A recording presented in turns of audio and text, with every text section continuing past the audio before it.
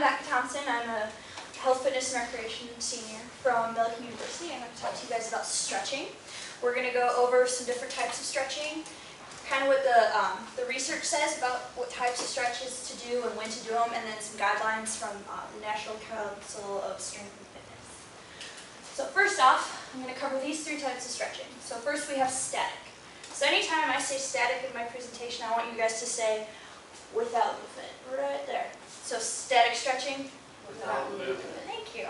So basically, an example of this static stretching would be touching your toes. So bending at the waist, reaching down as far as you can. I can't touch my toes, and holding it for about 20 to 30 seconds. The next type of stretching is dynamic. So anytime I say dynamic, I want you to say with movement. So dynamic. With movement. Exactly. So this is using momentum and range of motion to stretch out your muscles. So going with the hamstrings again, holding your arms out, doing your Frankenstein walk. So kicking your legs up, and getting a full range of motion in your hamstrings to stretch them out. Finally, we have ballistic stretching. Anytime I say ballistic, I want to hear you guys say bouncing. So ballistic stretching. Bouncing. Okay. So this again would be like your toe touches, except you're not getting the full adaptation of the muscle to the stretch. So you're bouncing up and down instead of holding the stretch. So I'm going to go over what we call at Millikan University the rubber band theory. So muscles are kind of like a rubber band. What do you think happens when you put a rubber band in a freezer? It freezes. Yeah, it gets cold. And what'd you say? Stiff. Stiff, exactly. So it can't stretch as far, and you're more prone to rip, right? What happens if you warm up a rubber band? Stretches more. Super stretch. Okay, your muscles can stretch so much further. Another way to think of this is, ladies, when you buy a new pack of ponytails, you know, they come out like this. They don't stretch very far at first, right?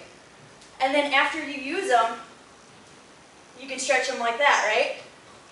So, something to consider. So, I'm going to cover ballistic stretching. Bouncing. Thank you. So, it's not really recommended. It's very activity specific, so it's meant for more like your ballet dancers or people who do like martial arts and karate.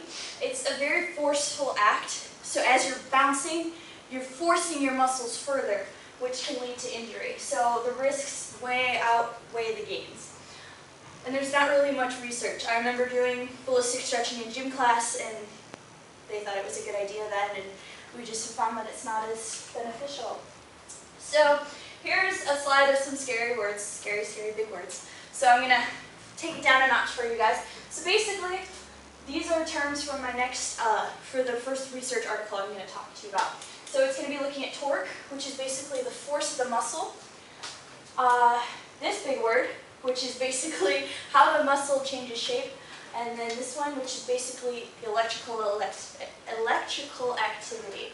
So we're looking at the electrical activity, which is how the muscle's firing, the change in the shape, and what kind of force it's producing. So a bunch of different athletes completed either 4 reps of 3 static stretches or 4 reps of 3 dynamic. Bouncing. Movement and non-movement. So each one was held for about 30 seconds. The dynamic was done for about 30 seconds. The results showed that the force was so much higher with dynamic stretching. Movement. Yes. And a lot lower with static stretching. Without movement. Thank you. So basically, what all the results showed was that static stretching is very detrimental to the strength of a muscle overall when you do it before activity. So next, how static, Without movement. thank you, and dynamic stretching With movement. affect a 40-meter sprint time. So 11 men and 11 women ran a 40-meter sprint. So they did their normal dynamic, Movement. thank you, warm up, and either did a static Without movement. or a static or dynamic stretch. Yes, sorry, that was confusing. After their dynamic warm-up. They then ran a 40-meter sprint. So what they found was that they were so much slower when they did the static stretching after their dynamic warm-up before running their sprint. Here's the average time differences. 3 seconds for the first 20 meters, 8 seconds slower for the next 20 meters, and an overall 10 seconds slower on a 40-meter sprint. It may not seem like a lot, but when you're running a sprint and you're 10 seconds behind someone, that's kind of far. So this is the National Council of Strength and Fitness. These are their guidelines for dynamic stretching. Movement. Thank you.